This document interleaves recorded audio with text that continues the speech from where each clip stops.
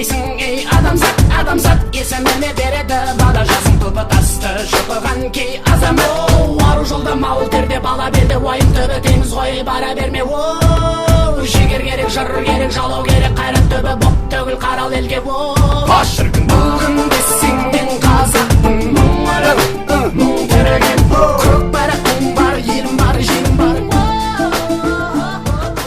Бұл күнде сенен қазақпын.